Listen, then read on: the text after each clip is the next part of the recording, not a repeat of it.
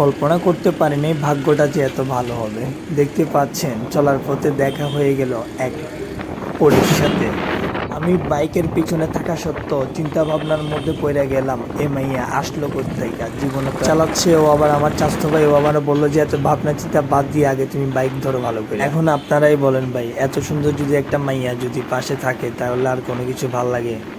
সত্য কথা প্রকাশ করতে নাই। এখন আমি এই সত্য কথা প্রকাশ করে যখন ভিডিওটা দিব অনলাইনে ছাইরা, তখন আমার সবাই বন্ধু বান্ধব সবাই বলবো লুচ্চা লম্পট কাইল্লা, তুই ঘুরতে গেছিস তো ভালো কথা, এখন ওখানে মাইয়া লইয়া কিনলে গিয়া পড়ছস। এখন আপনারাই বলেন সত্য কথার কোনো দামই নেই রে ভাই।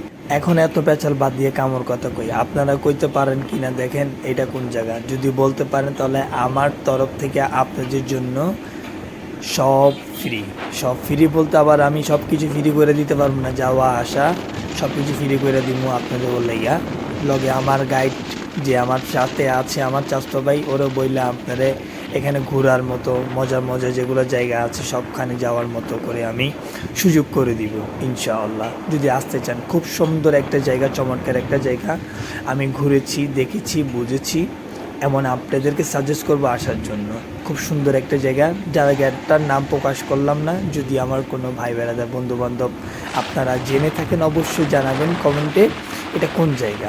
ধন্যবাদ সবাইকে, ভালো থাকবেন, সুস্থ থাকবেন, আসসালামু আলাইকুম। আমার জন্য সবাই দোয়া করবেন।